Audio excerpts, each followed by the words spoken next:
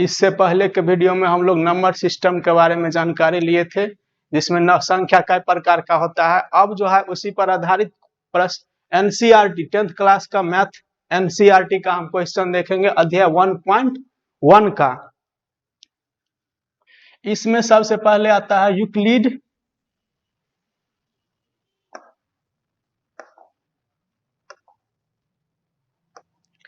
इसमें हम सबसे पहले पढ़ेंगे यूक्लिड विभाजन लेमा के बारे में पढ़ेंगे। इसमें यह होता है यूक्लिड विभाजन लेमा एक सिद्ध कथन होता है। ये स्टेटमेंट पहले से ही प्रूफ रहता है और जिसकी सहायता से दूसरे कथन को सिद्ध किया जाता है।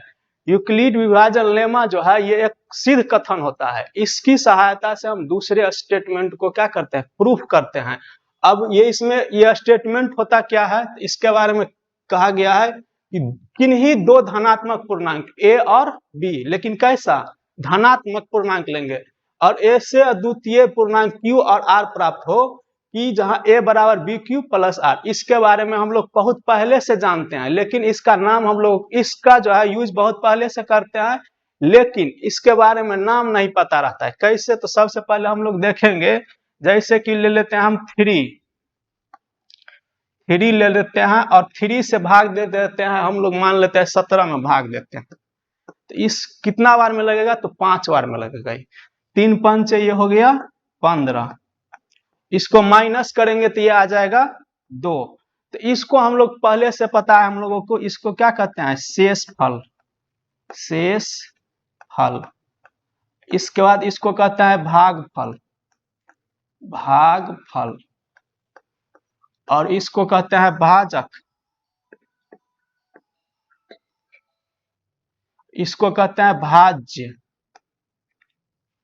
जिससे हम लोग भाग देते हैं उसको कहा जाता है, ये 3 से, इसको कहा जाता है भाजक।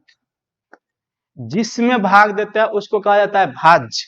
और जो निकला ये, इसको कहा जाता है भागफल। और ये नीचे बच गया शेष। और इसको हम मान लेते हैं a, इसको मान लिए हम b, और ये हो गया q, और जो शेष बचता है उसको कहा जाता है, मान लिए हम r। a कोई संख्या है, उसमें हम क्या किए, b से भाग दिए तो कितना निकला, भागफल q निकला, और शेषफल कितना, r। तो इसको हम लिख सकते हैं a बराबर बी क्यू प्लस में r। इसी रूप को कहा जाता है यूक्लिड विभाजन लेमा। ये जो निकला a बराबर बी क्यू प्लस r, इसी को कहा जाता है यूक्लिड विभाजन लेमा। अब इसमें ये क्या होता है, r जो होता है यानी शेषफल, ये क्या होता है, तो 0 के बराबर हो सकता है। ये जो है r का वैल्यू, इसमें जो लिखेंगे, जहां r बराबर, जहां जो होगा r का मान होगा, ये 0 के बराबर आता है शेषफल। ये जो शेषफल आएगा 0 के बराबर हो सकता है। ये जो r का मान होगा 0 के बराबर होगा, और अधिक से अधिक कितना, ये भाजक से हमेशा छोटा होता है। ये जो भाजक है यहाँ पर 3, इससे छोटा ही आया है शेषफल। जब कभी भी किसी संख्या से भाग देंगे तो क्या आएगा, शेषफल हमेशा भाजक से छोटा ही आता है। और इस संख्या को हम इस रूप में जो लिख देंगे a बराबर बी क्यू प्लस r के रूप में, तो यही स्टेटमेंट लेमा का स्टेटमेंट कहलाता है।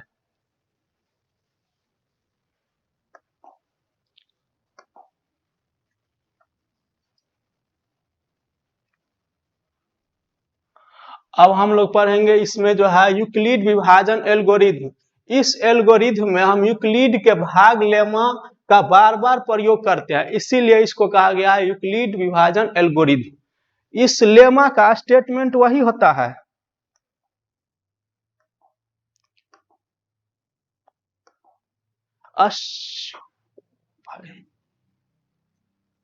अब यूक्लिड डिवीजन लेमा को जो है, यूक्लिड विभाजन लेमा को एल्गोरिथम कब बोलेंगे हम, तो एल्गोरिथम में यूक्लिड विभाजन लेमा को हम बार बार प्रयोग करते हैं। यानी यूक्लिड विभाजन लेमा का जो है एक से ज्यादा बार प्रयोग करेंगे तो वहां हम लोग क्या कहेंगे, यूक्लिड विभाजन लेमा नहीं कह करके उसको यूक्लिड विभाजन एल्गोरिथम कहा जाता है। स्टेटमेंट रहता है वही, ये स्टेटमेंट रहेगा वही, a बराबर बी क्यू प्लस में आर, जहां आर बराबर क्या था, 0 के बराबर हो सकता है।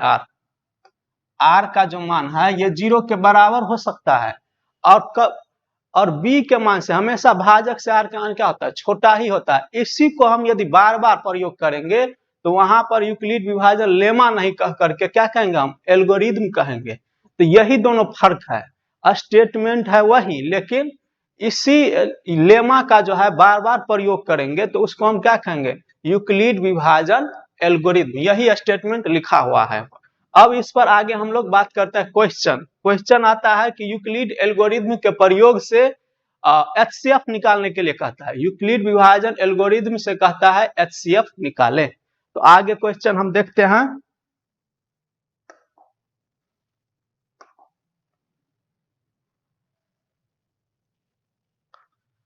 यह है 10th क्लास का एनसीईआरटी मैथ चैप्टर 1, और ये नंबर सिस्टम के बारे में इससे पहले उसी पर ये क्वेश्चन है। अभ्यास कितना, तो 1.1 है। अब इसमें तुम्हारा अभ्यास 1.1 आ गया।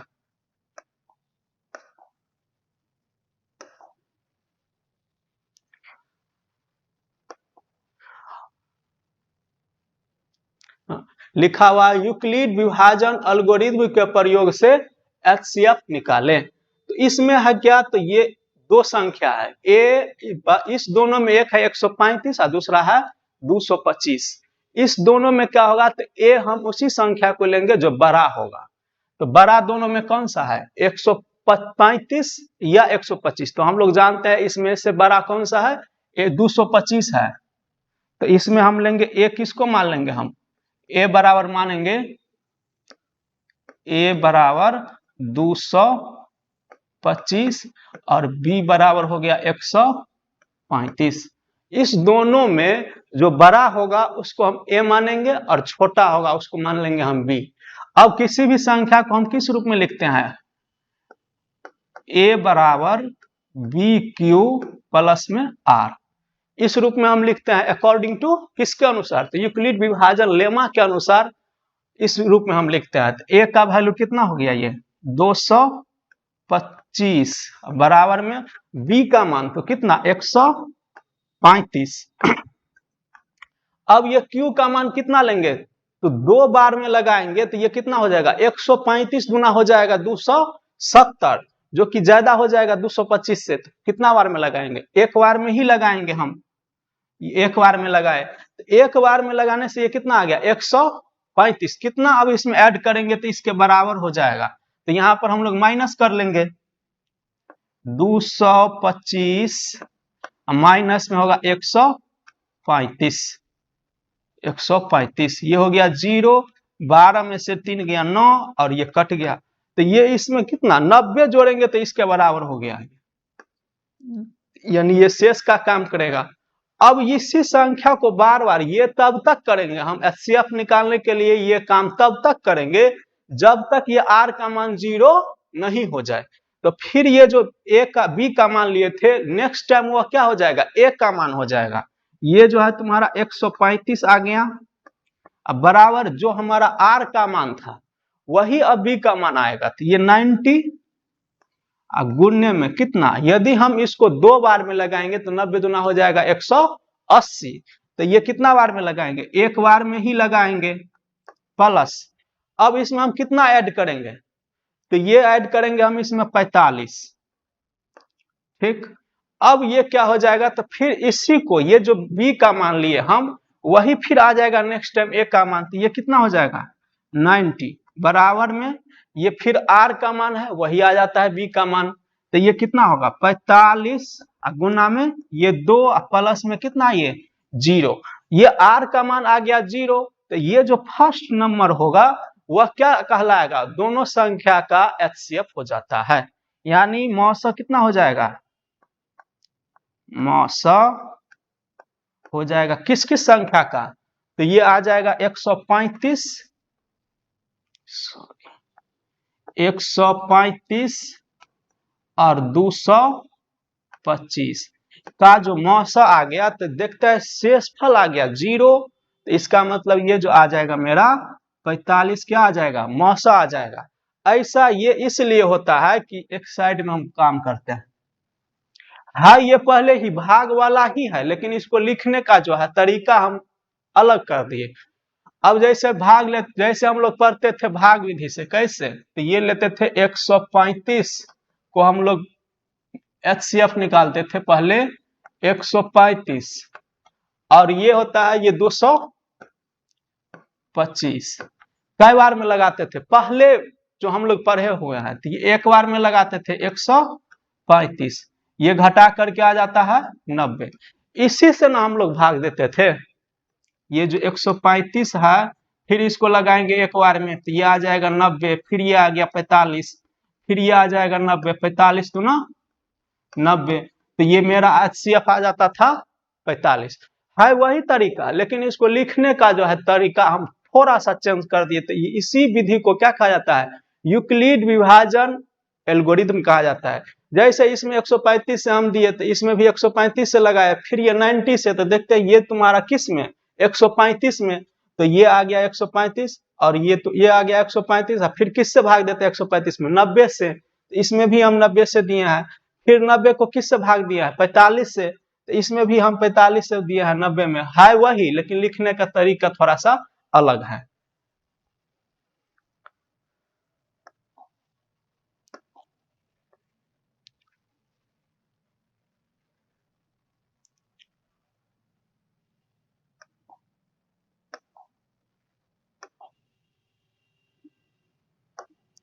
अब फिर दूसरा क्वेश्चन है, अब फिर हम लोग बात करेंगे दूसरा क्वेश्चन पर। दूसरा है ये 196 और 38,220। तो हम लोगों को पता है दो संख्या में ए उसी को लेंगे जो दोनों में क्या होगा, बड़ा होगा। तो ए का मान कितना है, ए का मान ले लेते हैं, ए बराबर ले लेते हैं 38,220, और बी का मान तो ले लेंगे 196। हम लोगों को पहले से पता है ए उसी को लेंगे जिस दोनों में क्या होगा, बड़ा होगा। किसी भी संख्या को हम किस रूप में लिखते हैं, तो ए बराबर बी क्यू प्लस में आर, इस रूप में लिखते हैं। जहां पर ए का मान कितना है 38,220, ये हो गया कितना, ये हो गया ए का मान। अब बी का मान कितना दिया हुआ है, तो 196। अब इसको कितना से गुना करेंगे, तो इसको हम गुना करेंगे 195 से कर देंगे, तो ये इसके बराबर आ जाएगा, 38,220 के बराबर आ जाएगा। तो इसमें हम जोड़ना कितना पड़ेगा, 0। तो ये शेष फल क्या आ गया, 0 आ गया। तो इसका मतलब मेरा HCF जो होना चाहिए यही होना चाहिए। फिर लिखेंगे हम लोग मौसा, लेकिन किस संख्या का, तो ये लिखेंगे 196 और 38,220, इसका जो मौसा आएगा ये आ जाएगा 196, यही दोनों संख्या का मौसा आ जाएगा। फिर इससे अगला क्वेश्चन हम लोग देखते हैं।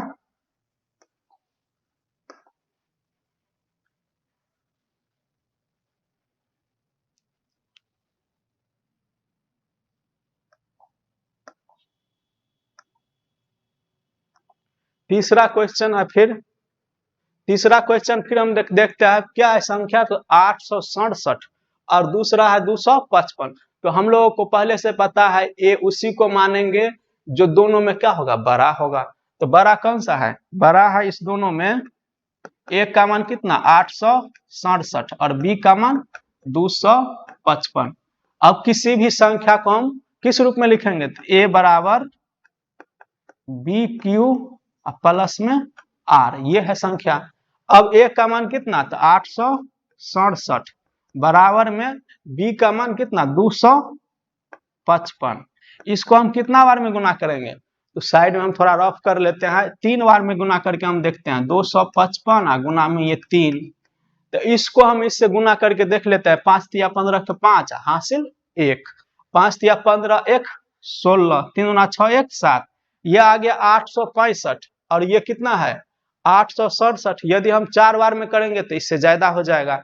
अब इसमें हम कितना से गुना किए, 3 बार में गुना किए, तो ये कितना आया 765। अब इसमें हम कितना जोड़ेंगे तो ये आ जाएगा, तो इसको क्या करेंगे 867 में से क्या करेंगे हम माइनस करेंगे 867 और माइनस में होगा 765, ये घटाएंगे 2 0 1, तो इसमें कितना जोड़ना पड़ेगा जो हम मेरा शेषफल होगा, तो ये आ जाएगा 102, ये आ गया।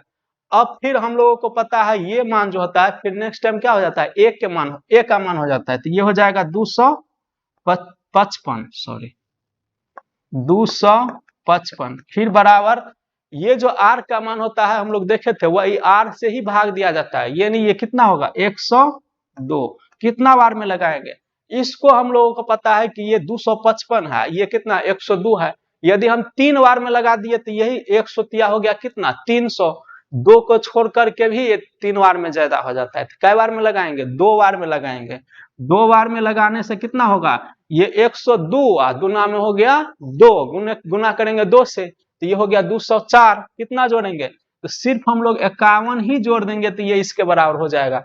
फिर नेक्स्ट टाइम क्या होगा यही मान आ जाएगा b का, ये ऐसे आता है, ये ऐसे आएगा और ये वाला ऐसे आता है, ये इस तरीका से होता है, फिर ये वाला क्या आ जाएगा यहाँ पर आ जाएगा यानी 102, फिर बराबर में कितना 51 गुना कितना से गुना करेंगे तो 102 होगा, तो 2 बार में प्लस में कितना ये आ गया 0, फिर ये क्या आ गया शेषफल आ गया 0, तो इसका मतलब ये HCF क्या आ गया मेरा महत्तम 51 आ गया, तो फिर लिखेंगे मौस किस संख्या का, तो ये 867 और लिखेंगे ये 255 का मौस क्या आ गया, तो ये आ गया मेरा 51, तो यही इसी से हम लोग जान गए कि जब तुम्हारा शेषफल आ गया 0, ये काम तब तक करते रहना है जब तक शेषफल क्या आ जाए 0 आ जाए, 0 आने के बाद जो मेरा फर्स्ट टर्म आएगा वही क्या कहलाएगा HCF, दोनों संख्या का वही HCF कहलाता है।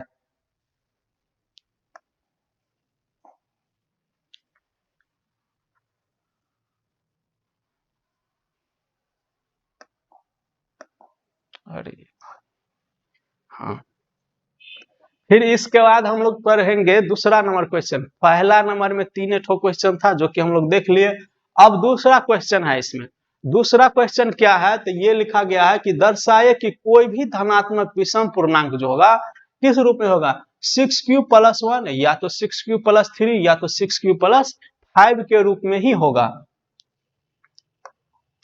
तो हम लोग देखते हैं इसमें पहले ले लेंगे कि किसी भी संख्या को हम लोग किस रूप में लिख सकते हैं, सबसे पहले हम लोग जानते हैं किसी भी संख्या को हम लोग किस रूप में लिख सकते हैं, तो a बराबर लिख सकते हैं BQ प्लस में R, इस रूप में लिख सकते हैं।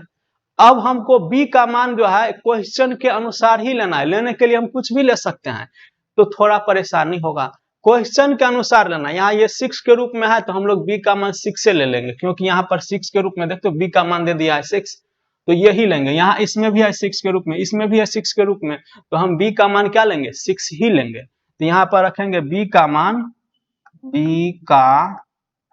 मान 6 रखने पर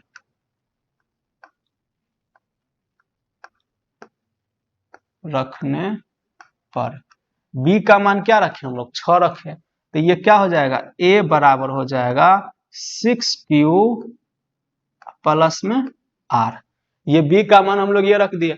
अब r का मान जो होगा हमेशा क्या होता है b के मान से छोटा होता है, तो r क्या सब हो सकता है, यहाँ लिखते हैं जहां r बराबर, r जो होगा तुम्हारा ये 0 के बराबर होता है, और ये क्या होता है ये r का मान जो होगा ये 0 के बराबर होगा और लेस देन कितना 6, 0 के बराबर भी हो सकता है और लेस देन 6, 6 से हमेशा क्या होगा कम ही होगा, तो r बराबर क्या सब हो सकता है 1 हो सकता है, पहले तो 0 होगा, सॉरी ये 0 होगा, फिर ये 1 होगा, फिर ये 2 होगा, फिर ये 3 होगा, फिर ये 4 होगा, फिर ये 5 होगा। r का मान जो होता है 6 से हमेशा कम होगा लेकिन 0 के बराबर भी होता है, शेषफल क्या आता है 0 के बराबर भी आता है, तो ये आएगा 0 1 2 3 4 और 5, 6 नहीं होगा, 6 के बराबर नहीं होता है। अब इसमें क्या करेंगे तो हम लोग लेते हैं यदि r का मान ले लेते हैं 0, यदि इसमें से हम r का मान ले लिए 0 तो a का मान क्या होगा, तो a बराबर होगा 6q प्लस में ये 0।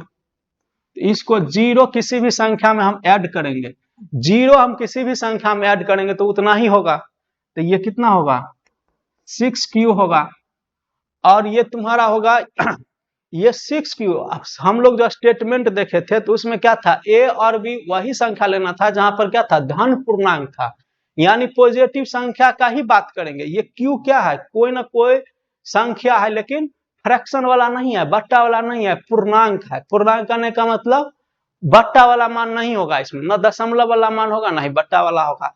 तो q का मान कोई सा भी रखेंगे, q का मान हम लोग कुछ भी रखेंगे, ये हमेशा क्या देगा, सम संख्या ही देगा। ये क्या होगा, हमेशा सम संख्या होगा, सम संख्या है 6q। जहां पर q क्या है, q हम लोग जानते हैं कि ये पूर्णांक है, इसको जो हम q का मान लेंगे, लेकिन q का मान कैसा, हमेशा लेना है धनात्मक। यह स्टेटमेंट में लिखा हुआ था जो हम लोग देखे थे। तो ये q का मान जो है किसी भी संख्या के लिए लेंगे, कोई भी संख्या लेंगे लेकिन पूर्णांक वाला, तो ये हमेशा 6 सम संख्या देगा। जैसे में देख लेते हैं q का मान हम लोग ले लेते हैं 1, तो ये क्या होगा 6 × 1, तो ये क्या हो गया 6, जो कि ये क्या है सम है।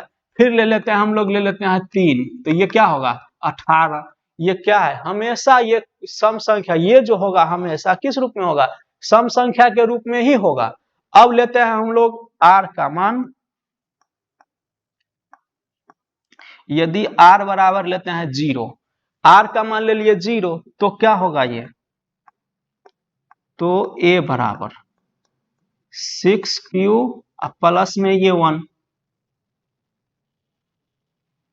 प्लस में ये 1, ये r का मान हम लिए 1, सॉरी यहाँ पर r का मान लिए 1, तो ये क्या होगा a का मान 6q प्लस 1।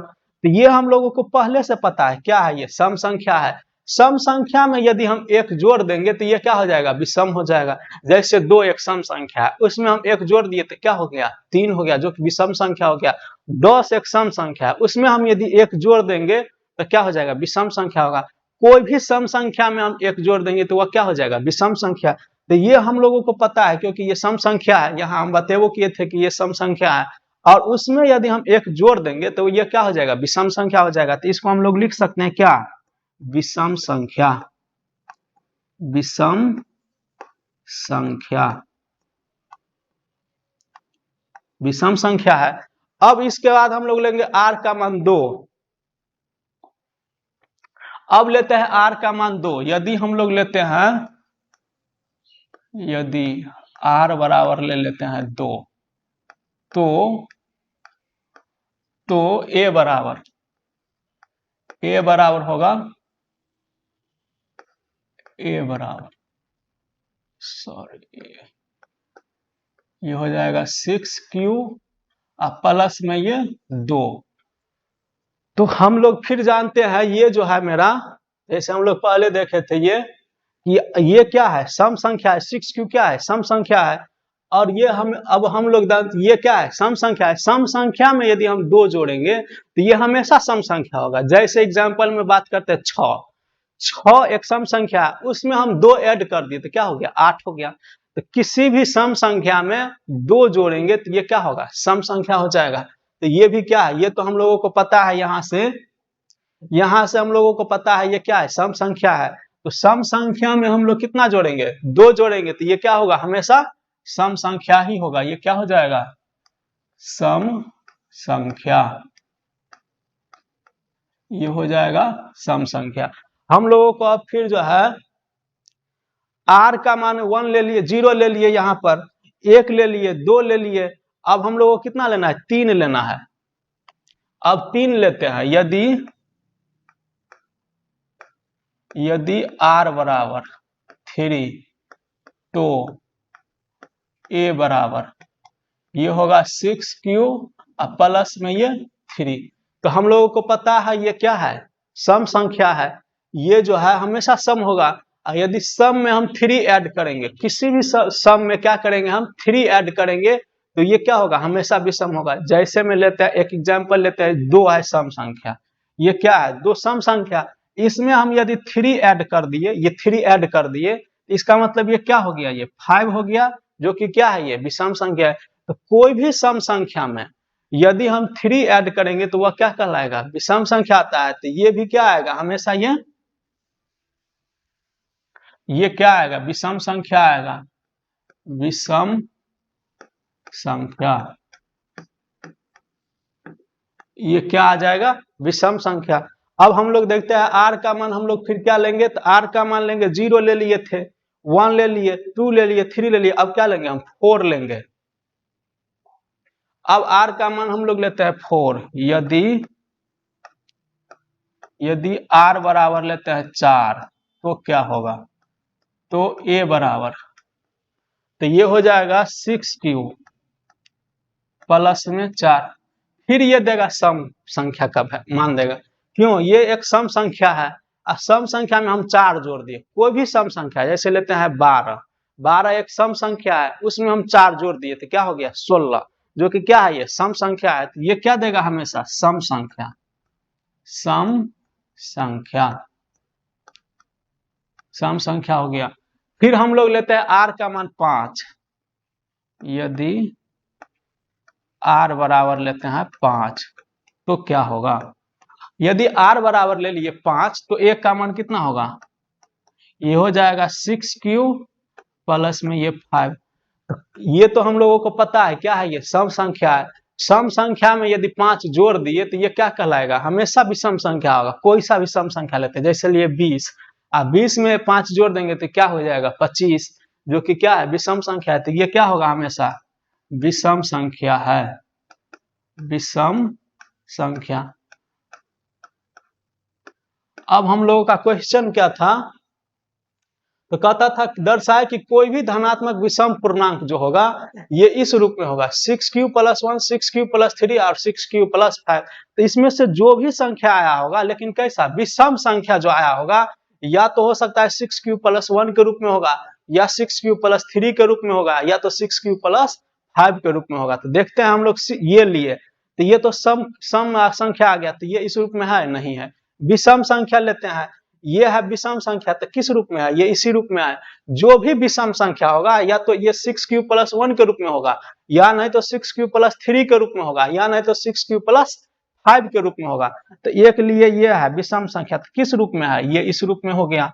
इसके बाद नेक्स्ट लेते हैं, नेक्स्ट है मेरा, देखते हैं विषम संख्या, तो किस रूप में है, 6q + 3 के रूप में है। फिर इससे अगला वाला विषम संख्या क्या है, 6q + 5, यानी हर विषम संख्या इस रूप में होगा। जरूरत नहीं कि विषम संख्या का ये रूप है, लेकिन हर विषम संख्या इस रूप में होगा। तो लिखेंगे हम लोग क्वेश्चन के अनुसार,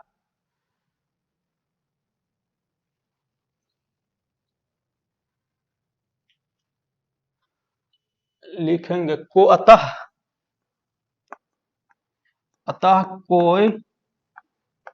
कोई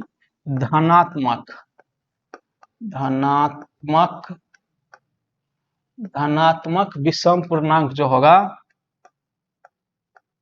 विषम पूर्णांक जो होगा, विषम पूर्णांक किस रूप में होगा, कोई भी धनात्मक विषम पूर्णांक जो होगा, या तो ये 6q + 1 के रूप में होगा, या नहीं तो 6q + 3, या नहीं तो 6q + 5 के रूप में होगा। यही हम लोगों को सिद्ध करना था कि कोई भी धनात्मक विषम पूर्णांक जो होगा, या तो 6q + 1 के रूप में होगा, या नहीं तो 6q + 3 के रूप में होगा, या नहीं तो 6q + 5 के रूप में होगा।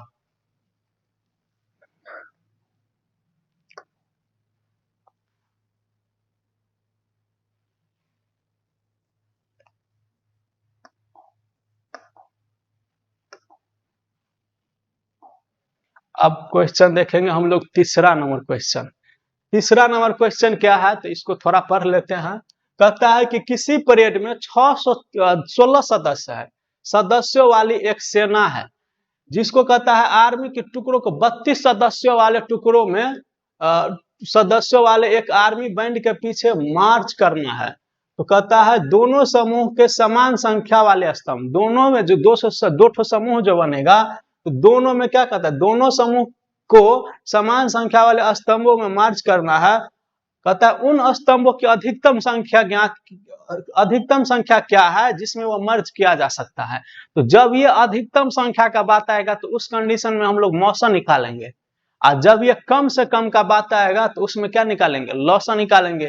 तो इससे हम लोगों को पता करना है कि क्या जब ये आ गया इसमें अधिकतम संख्या आ गया, तो इसका मतलब हम लोगों को क्या निकालना है, एचसीएफ निकालना है। जब कहेगा कम से कम संख्या तो उस कंडीशन में लॉसो निकाला जाता है। तो यहाँ क्या है, अधिकतम संख्या है, तो हम लोगों को क्या निकालना है, मौसम निकालना है। तो मौसम निकालेंगे वही यूक्लिड विभाजन एल्गोरिथम से। तो इसमें दो संख्या हम लोगों को नजर आता है, एक आता है 616 और दूसरा 32। तो हम लोगों को पता है ए का मान लेंगे जो दोनों में क्या होगा, बड़ा होगा। तो ए का मान क्या होगा, ए बराबर होगा 616 और बी बराबर कितना होगा 32 हो गया। अब इस दोनों संख्या को हम लोग क्या निकालेंगे, एचसीएफ निकालेंगे। तो सबसे पहले हम लोग लिख सकते हैं किसी भी संख्या को किस रूप में, ए बराबर बी क्यू प्लस आर। इस संख्या इस रूप में लिख सकते हैं जिसमें ए का मान क्या है 616, ये हो गया 616 बराबर में बी का मान तो ये हो जाएगा 32। इसको कितना से गुना करेंगे, इसको यदि हम 20 से गुना करेंगे तो 32 गुना ये कर देंगे, हम मान के चलते हैं ये 32 गुने 20 करते हैं तो ये हो जाएगा 32 गुना 64 640।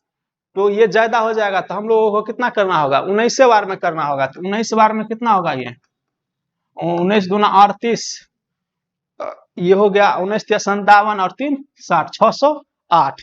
तो इसको हम यदि 19 बार में गुना करेंगे तो ये कितना आता है 608 आ जाता है। तो कितना जोड़ने से ये आ जाएगा 16, तो सिर्फ हम लोगों को 8 ही जोड़ना होगा, तो ये कितना आ जाएगा 616। फिर ये वाला संख्या आता है इधर, हम लोग इससे पहले एचसीएफ जो देखे थे क्वेश्चन नंबर 1 2 3 था।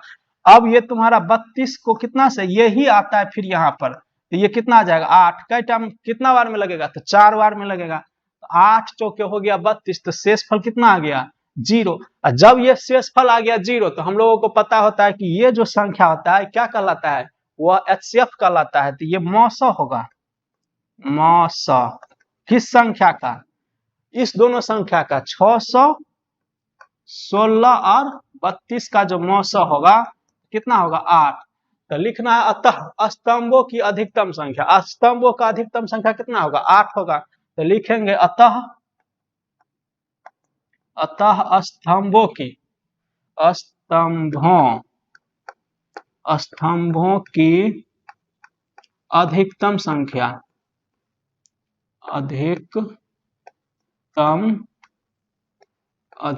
संख्या बराबर 8। ये मेरा आंसर आ गया। ठीक है, तो स्तंभों का अधिकतम संख्या कितना होगा 8 होगा।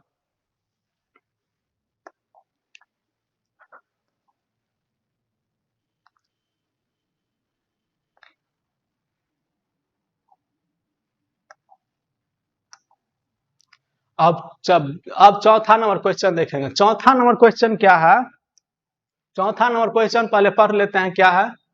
कहता है यूक्लिड विभाजन प्रमेय का प्रयोग करके दर्शाए कि किसी भी धनात्मक पूर्णांक का जो वर्ग होगा,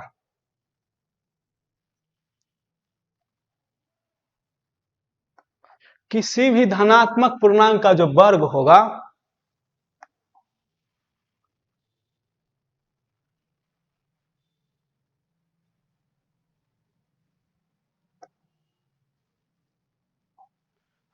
कहता है यूक्लिड विभाजन प्रमेय का प्रयोग करके दर्शाए कि किसी भी धनात्मक पूर्णांक का जो वर्ग होगा ये तो किस रूप में होगा, m के लिए ये 3m प्लस 1 के रूप में होगा, कोई भी धनात्मक पूर्णांक के लिए।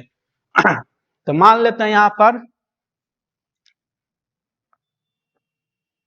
माना कि a और b कोई, मान ली यहां पर a और b क्या है, कोई धनात्मक पूर्णांक है, धनात्मक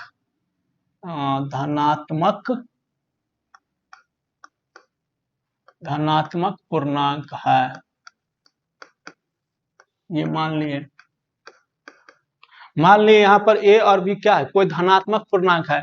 तो हम किसी भी संख्या को किस रूप में लिख सकते हैं, तो a बराबर बी क्यू प्लस आर के रूप में लिख सकते हैं। अब हमको b का मान पता करना है, तो बताए थे जो क्वेश्चन के अनुसार ही रखेंगे। रखने के लिए हम लोग कुछ भी रख सकते हैं, लेकिन क्वेश्चन के अनुसार रखेंगे, थोड़ा सॉल्व करने में परेशानी नहीं होगा। तो हम लोगों को b का मान क्या रखेंगे, 3 रखेंगे। तो यहाँ पर b का मान क्या रख लेते हैं, b का मान 3 रखने पर, जो कि क्या है, एक धनात्मक पूर्णांक है, लिखा हुआ भी है। a और b कैसा संख्या होगा, तो धनात्मक होगा, लेकिन कैसा, विषम संख्या, धनात्मक संख्या है। तो ये हो जाएगा 3 रखने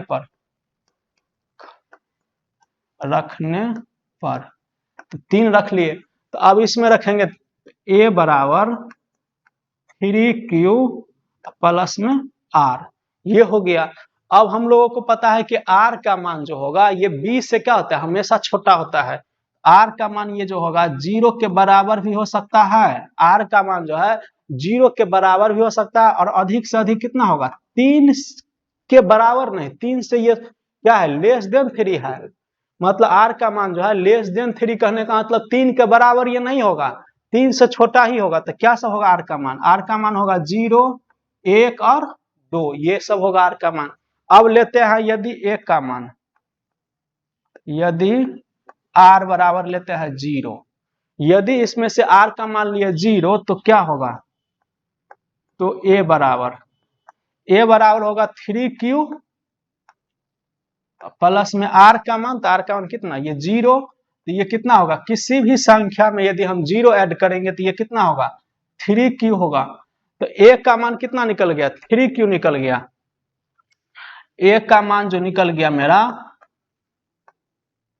a का मान क्या निकल गया, 3q। क्वेश्चन क्या है कि ये जो धनात्मक संख्या आया है उसको जो हम वर्ग करेंगे तो किस रूप में होगा, m के लिए क्या होगा, m के लिए ये तो 3m है, या नहीं तो 3m प्लस 1 के रूप में होगा। इसको जो हम स्क्वायर करेंगे तो हो सकता है ये 3m के रूप में आए, या नहीं तो 3m प्लस 1 के रूप में आएगा। दोनों ओर क्या करेंगे, वर्ग करेंगे, दोनों ओर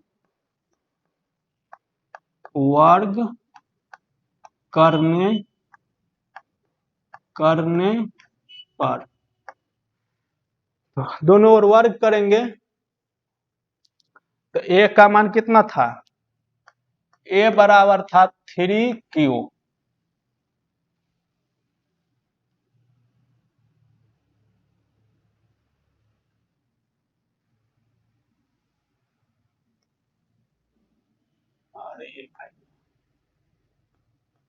a बराबर था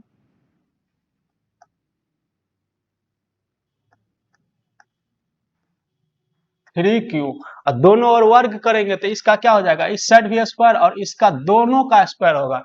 यदि हम ब्रैकेट यहाँ पर नहीं देंगे, मान के चलो यहाँ पर ब्रैकेट नहीं दिए, ये कर दिए हम, तो इसका अर्थ क्या हो जाएगा, q का स्क्वायर है लेकिन 3 का स्क्वायर नहीं आता, इसीलिए हमको ब्रैकेट में देना ही पड़ेगा। ब्रैकेट में नहीं देंगे तो उसका अर्थ होगा q का स्क्वायर है लेकिन 3 का स्क्वायर नहीं है।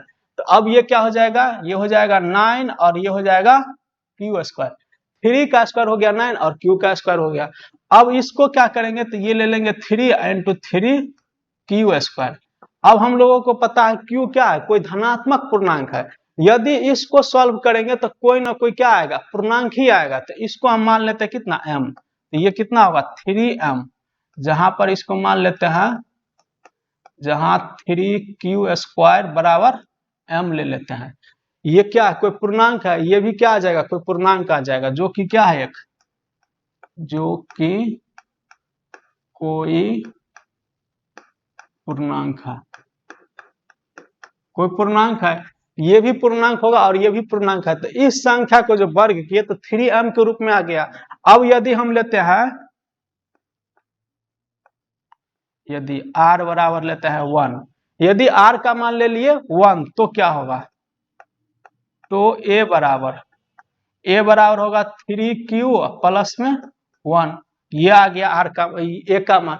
अब इसको वर्ग करेंगे, a बराबर 3q प्लस 1, इसको वर्ग करेंगे, दोनों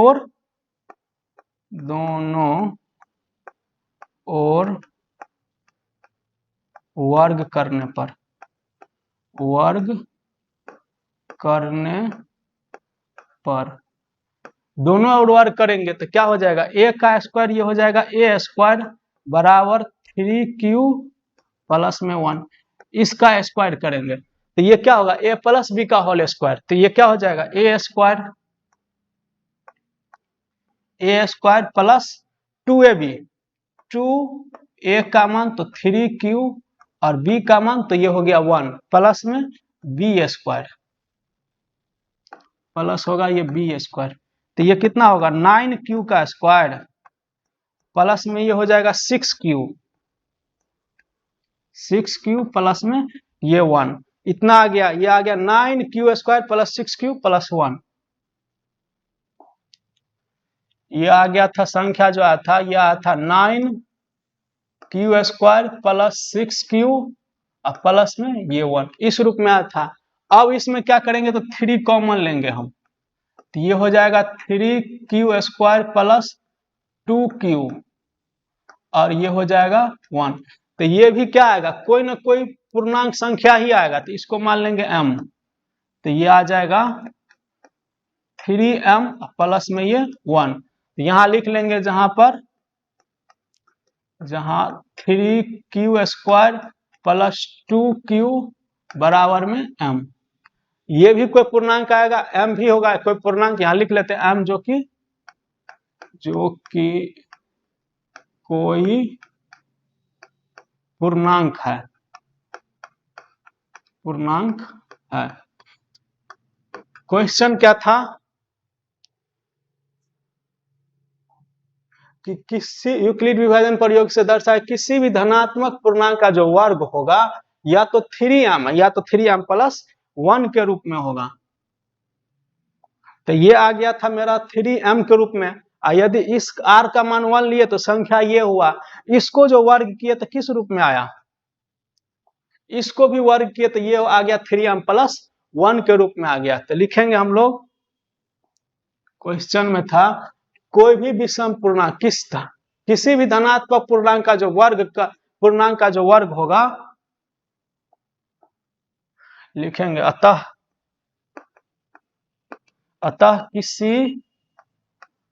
किसी धनात्मक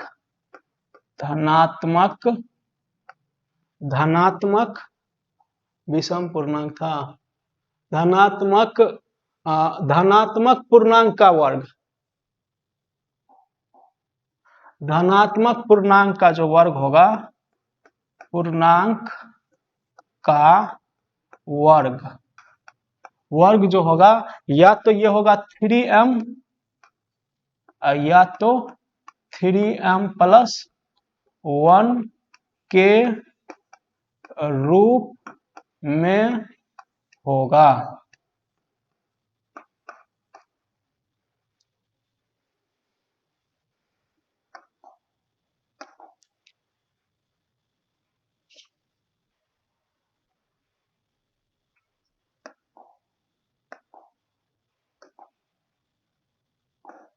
उसके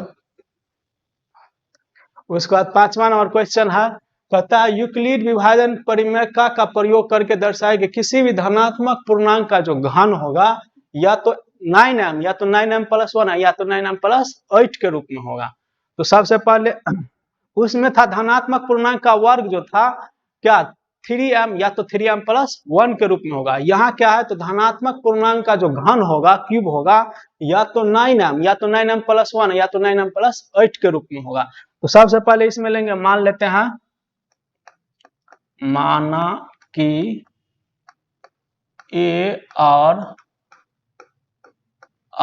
बी कोई धनात्मक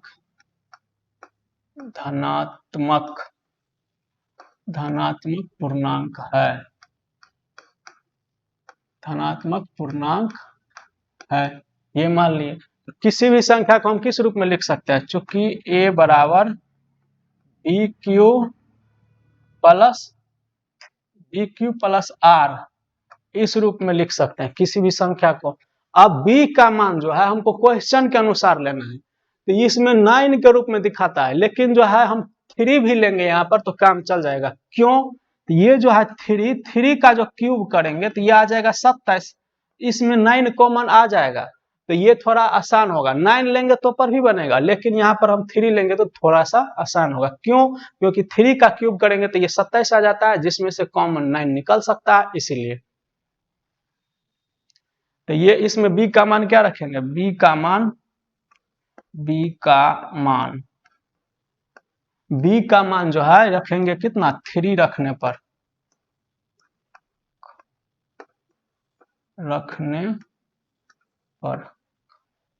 तो a बराबर कितना होगा? ये होगा 3q और प्लस में हो जाएगा r। अब r का मान क्या सब आ सकता है? r का मान बताए थे 0 के बराबर भी आ सकता है, और लेस देन हमेशा b से क्या होता है? छोटा ही होता है। ये लेस देन 3 होगा। तो r का मान क्या सब आ सकता है? r का मान आ सकता है 0, 1 और 2, यही आ सकता है। 3 नहीं आएगा क्योंकि 3 के बराबर नहीं होता है। यदि हम लोग लेते हैं, अब यदि r बराबर लेते हैं 0 तो a बराबर कितना होगा? 6q प्लस में ये 0, तो ये कितना होगा? a बराबर हो जाएगा 3q। ये आ जाएगा a का मान कितना? 3q। अब इसको दोनों ओर क्या करेंगे? घन करेंगे। यहां लिखते हैं दोनों ओर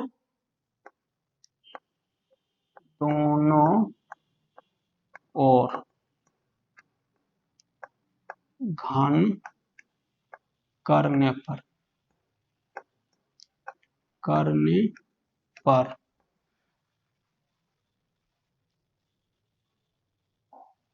तो a बराबर कितना था? a बराबर था,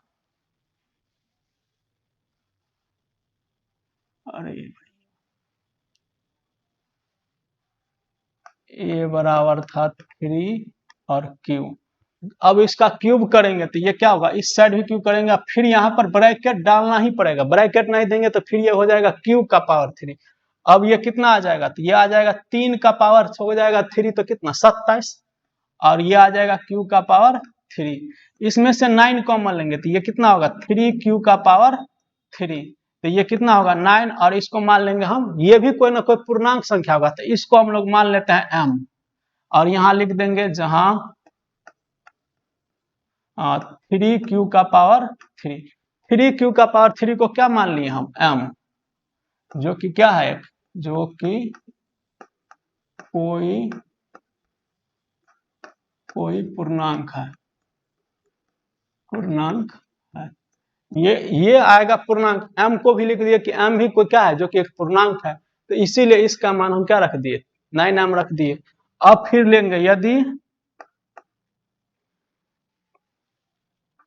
यदि r बराबर लेंगे हम 1 तो a बराबर होगा 3q प्लस में ये 1। यदि हम r का मान लिए 1 तो a का मान कितना हो गया? 3q plus 1। अब इसको भी दोनों ओर क्या करेंगे? a बराबर आ गया, a बराबर कितना आ गया? 3q प्लस में ये 1। इसको अब दोनों ओर क्यूब करेंगे, दोनों ओर घन करने पर तो ये a का क्यूब हो जाएगा, और ये होगा 3q प्लस 1 का पावर 3। ये हो गया a प्लस b का होल क्यूब। तो क्या होता है? ये होता है a क्यूब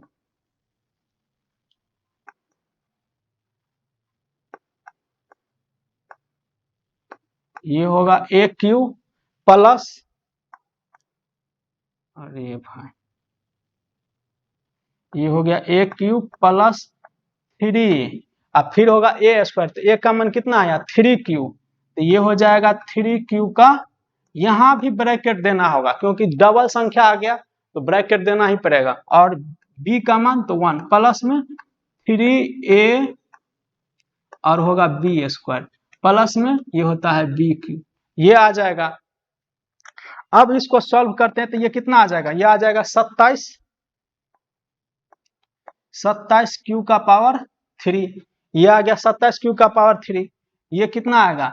तो ये आ जाएगा 3 का स्क्वायर 9 और प्लस ये इंटू 3 है तो ये हो जाएगा 27 और ये हो जाएगा क्यू स्क्वायर प्लस में 3 तिया 9 और 1 का स्क्वायर 1 होगा, गुना करने पर उतना ही आएगा तो ये आ जाएगा 9 का क्यू प्लस में 1। ये कितना कितना आया था, सबसे पहले आया था 27 क्यू का पावर 3, ये आया हुआ था 27 क्यू का पावर 3। उसके बाद आया है 27 क्यू स्क्वायर,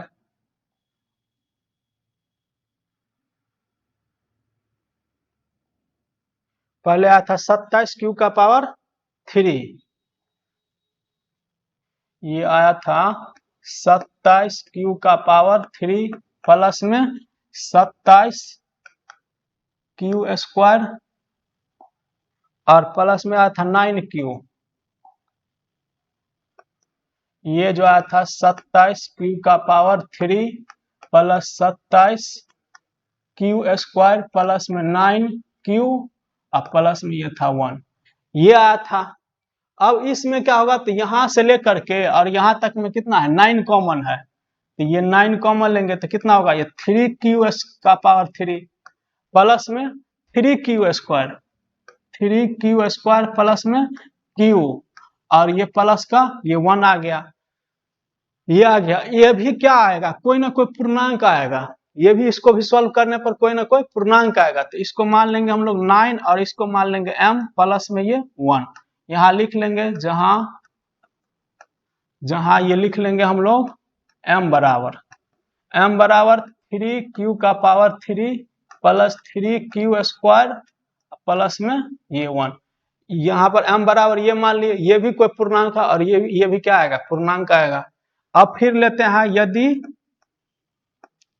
r बराबर ले लेते हैं 2 तो a बराबर होगा 3q प्लस में ये 2, यदि हम r का मान लिए 2 तो a बराबर आ गया ये। अब इसको क्यूब करते हैं, a बराबर, अब दोनों ओर a बराबर कितना आ गया, ये आ गया 3q प्लस में 2, अब दोनों ओर घन करने पर, दोनों ओर घन करने पर, दोनों ओर घन करेंगे तो ये हो जाएगा 1 का क्यूब और ये क्या होगा 3q प्लस 2, इसका पावर आ जाएगा 3, ये a प्लस बी का होल क्यूब, ये आ जाएगा a क्यूब प्लस में 3a स्क्वायर, तो a का मान 3q, ये हो जाएगा 3q का स्क्वायर और b का मान 2 प्लस में होगा क्या 3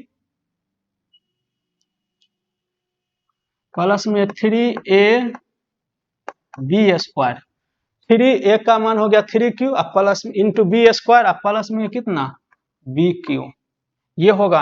अब इसको सॉल्व करते, 3 का पावर 3q का पावर 3, तो ये कितना होगा 27q का पावर 3 प्लस में 3 तिया 9, 9 तिया हो गया 27, 27 दूना 54, 54q का स्क्वायर, 54q का स्क्वायर प्लस में 3 तिया 9, ये हो जाएगा 2 का पावर 2 है तो ये हो गया 4, तो ये हो जाएगा 36q प्लस में ये हो जाएगा 2 का पावर 3 तो 8। अब इसमें होगा कितना लिखे थे, ये 27q का पावर 3 है तो ये आ जाएगा 27q का पावर 3 और है 54q स्क्वायर, ये आ जाएगा 27q का पावर 3 प्लस में 54q स्क्वायर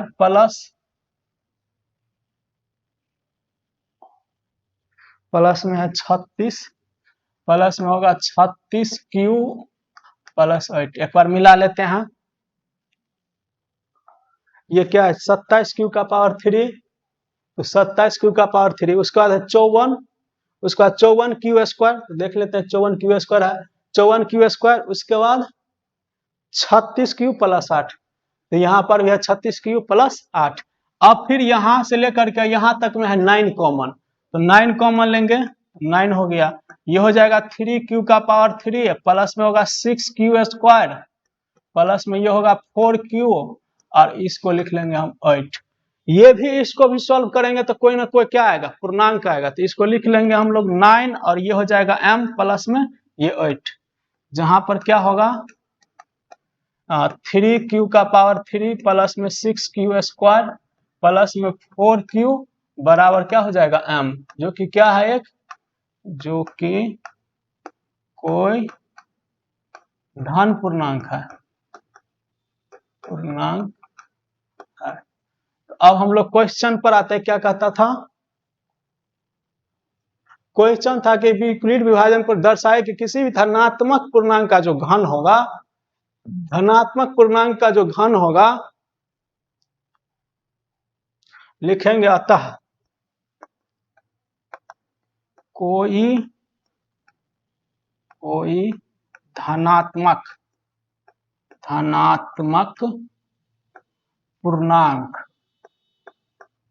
पूर्णांक का घन या तो किस रूप में होगा 9m या नहीं तो 9m प्लस 1 या नहीं तो 9m प्लस 8।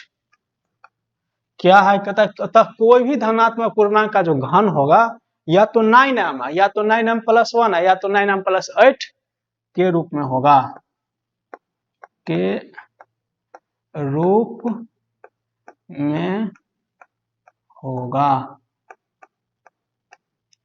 अब ये चैप्टर यही 5 क्वेश्चन था, हम लोग सॉल्व किए। इससे अगला क्वेश्चन फिर हम लोग देखेंगे जो एक्सरसाइज 1.2 है, जिसमें आता है कि √2 एक अपरिमेय संख्या है, उसको सिद्ध करने के लिए। तो इससे अगला क्वेश्चन हम देखेंगे जो आता है 2 मार्क का आता है, बिहार बोर्ड में 2 मार्क का आता है। √3 एक अपरिमेय संख्या है, उसको सिद्ध करने के लिए। तो इसके बाद हम लोग देखेंगे, मिलते हैं नेक्स्ट एक्सरसाइज में, जिसमें हम लोग सिद्ध करेंगे √2 एक अपरिमेय संख्या है, √3 एक अपरिमेय संख्या है, √11 एक अपरिमेय संख्या है। कहीं का कभी कभी क्वेश्चन आता है 2 प्लस √3 भी एक अपरिमेय संख्या है। तो इससे अगला क्वेश्चन में हम लोग बात करेंगे √3 और ये इसके साथ परिमेय संख्या और अपरिमेय संख्या को मिलाने से जो आता है अपरिमेय संख्या, उसको भी सिद्ध करना है अपरिमेय संख्या। तो तब तक के लिए बाय बाय।